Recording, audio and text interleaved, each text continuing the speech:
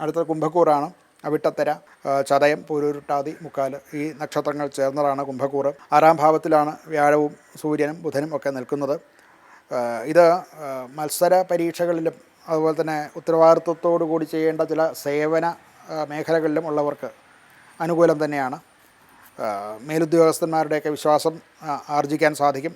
ചില പഴയ പ്രശ്നങ്ങളൊക്കെ പരിഹരിക്കാനും ഒക്കെ സാധിക്കുന്നുണ്ട്. അധ്യാപകർ, അതുപോലെ IT സംബന്ധമായിട്ടുള്ള ജോലി ചെയ്യുന്നവർ, വിദ്യാർത്ഥികൾ, ഗവേഷകന്മാർ ഇവർക്കൊക്കെയും ശുഭമായിട്ടുള്ള സമയമാണ്. എന്നാൽ ഇവർക്ക്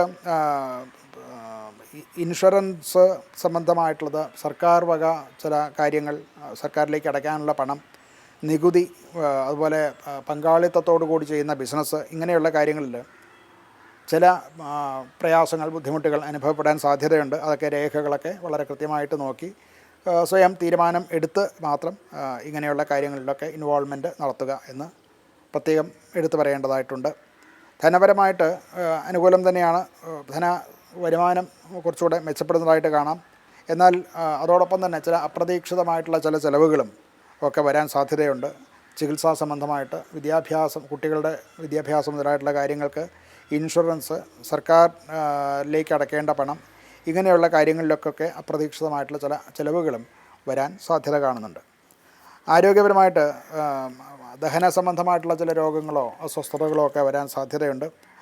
ഉയർന്ന മാനസിക സമ്മർദ്ദവും അതുപോലെ തന്നെ ഉറക്കക്കുറവും ഒക്കെ പ്രത്യേകം ശ്രദ്ധിക്കേണ്ട മേഖലയാണ്. കുടുംബപരമായിട്ട് മക്കളിൽ നിന്നുള്ള ചില നല്ല വർത്തമാനങ്ങൾ കേൾക്കാൻ സാധിക്കും.